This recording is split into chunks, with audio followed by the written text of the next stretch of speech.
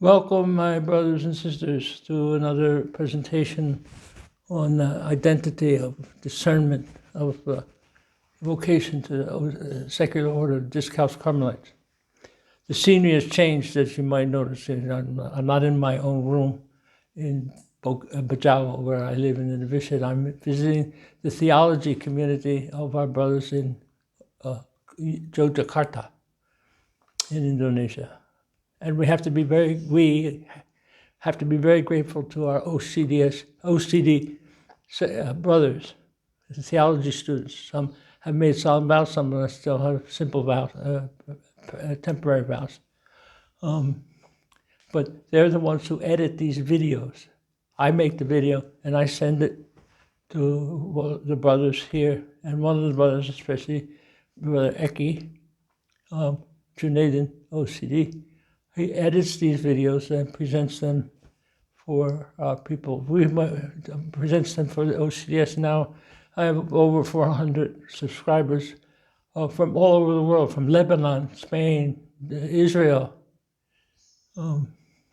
United States, of course, Malaysia, of course, Philippines, of course. But there's people who are interested in this and are following this, even though it's in English and some of them don't understand English too well. There's people from Japan.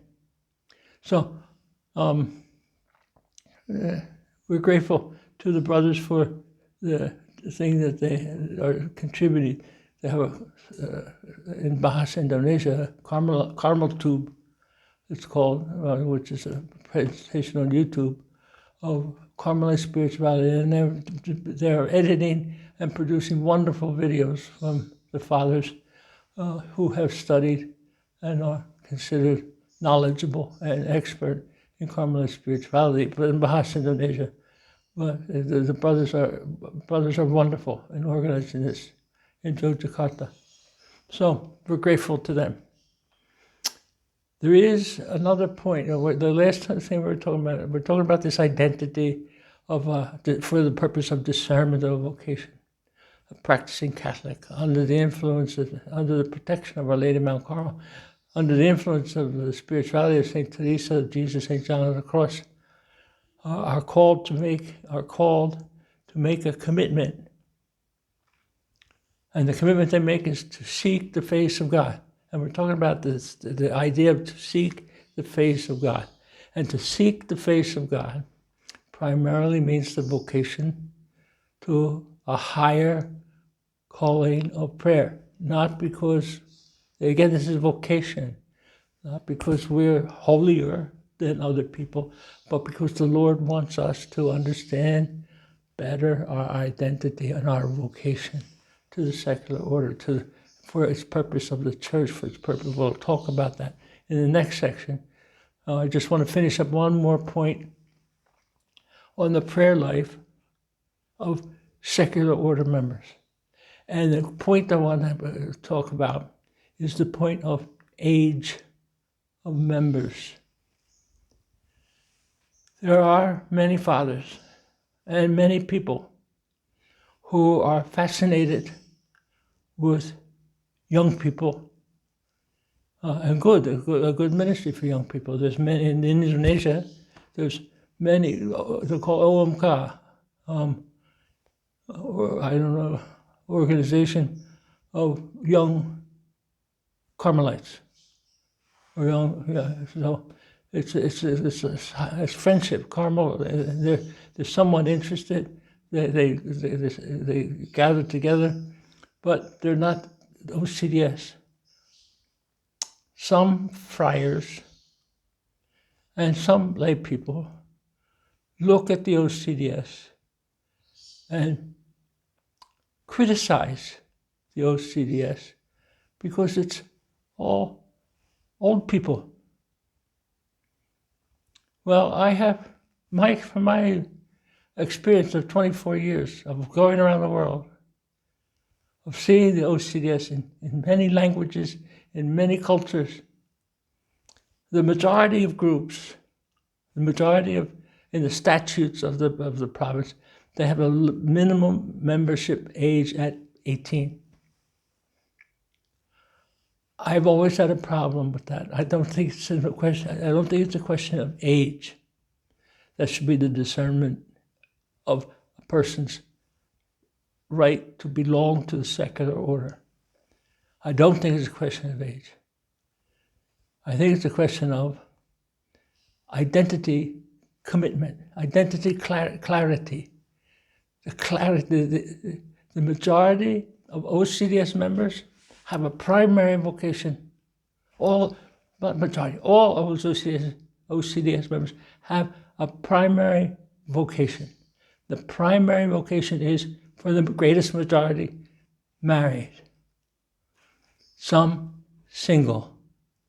The vocation to live the single life. There are questions and obligations that differ whether a person's married or whether a person's single. A person single might have more time to participate, to apostolate, might have more energy because he or she doesn't have the responsibility of children at home or grandchildren at home. Many grandparents are becoming parents again of their grandchildren because the husband and wife who have the children have to work or have other obligations, and the grandparents are getting a second childhood. I saw a sign one time that said grandparents are like parents, except there's less rules and more candy. But seriously, to talk about the spiritual life of OCDS members who are older, I think it needs to be clear what the vocation of an OCDS person is. And an 18-year-old, to me, especially in the West, does not have clarity. My mother was 18 when she got married. My father was 22. My mother was 19 when I was born. My father was 23. Now, that was 75 years ago. 75 years ago, things were different. I think there was the development of maturity that happened quicker, earlier, because there were not so many options that people had. My mother's option was to get married, have a family. My father's option was to get married, have a family, work so he could sustain his family. Younger people have many more options. Neither of my parents went to higher education. They finished secondary school, got married. And that was, as I said, it was 75 years ago. But now, younger people take a longer time to be able to make a commitment. So that, if 75 years ago people got married at 18, 19, 20, 21, now people get married at 28, 29, 30, 31. So their identity is not clear as an 18-year-old. I know of one case, but I'm sure there's many other cases. One case of an 18-year-old who entered the secular order. This is some 25 years ago, 23 years ago. And she entered the secular order, enthusiastic, went through the formation program, made her definitive promise, made her temporary promise, made her definitive promise, and then became a formation director of the community because she was very enthusiastic. Then, when she was 27, after 9 years of participation in the secular order, she met her husband. And her husband was a little bit uninterested in her participation with the secular order because she had taken on a lot of responsibility in formation and teaching, but he was a little bit unhappy about her participation in the secular order. And then he was changed. His transferred his responsibility, his office, his job was transferred to another state where there was no secular order group. Another city, another state, no secular order group. And she resigned after 9 years from the secular order. Was dispensed from her promise, was absolved from her promise, definitive promise. Well, in my book, she wasn't ready to make definitive promise when she made definitive promise. It was after 6 years of formation, and she was 18, 24 years old. Still didn't know her identity. Still didn't know if she was going to be married. And that's what's important. The identity.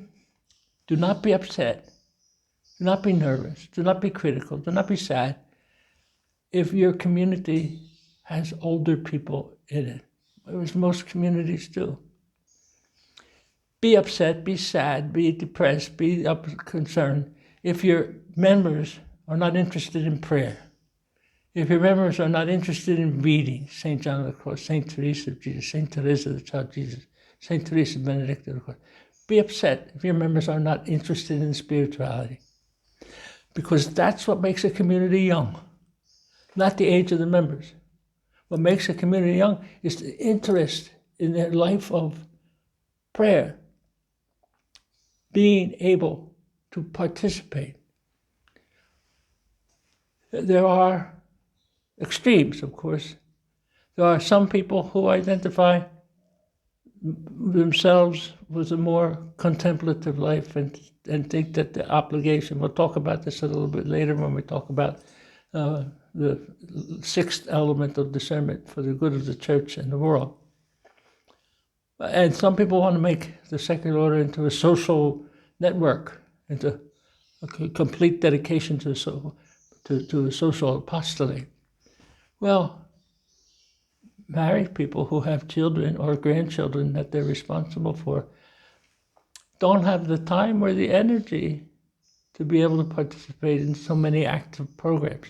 They have enough energy, and it's good that they participate in the spirituality of the order, that they learn, that they read.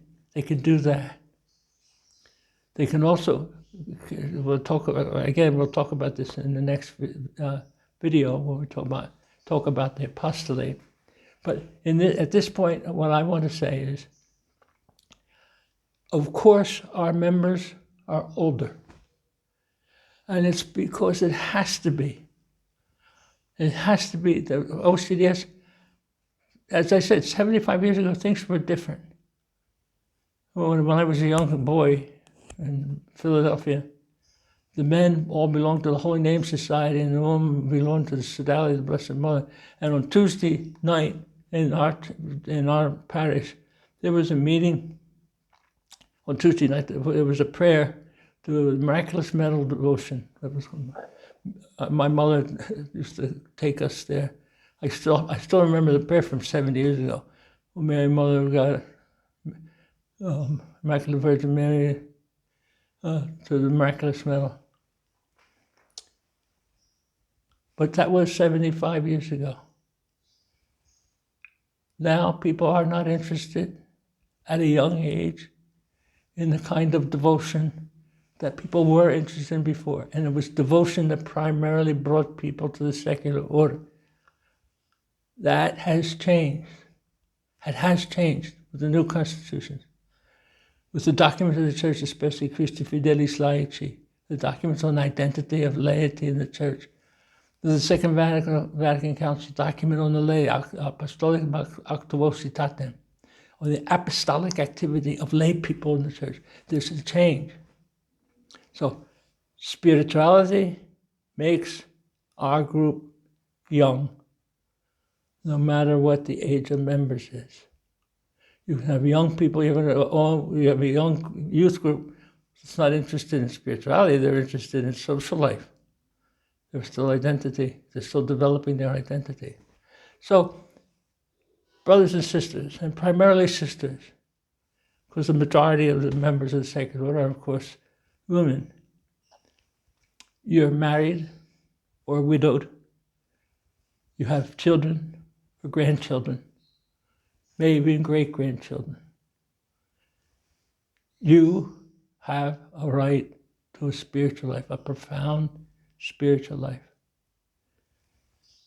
So be confident in your identity, be confident in your vocation, so that when your meetings take place, you're able to contribute to the life of your community and keep your community young, no matter how old you are.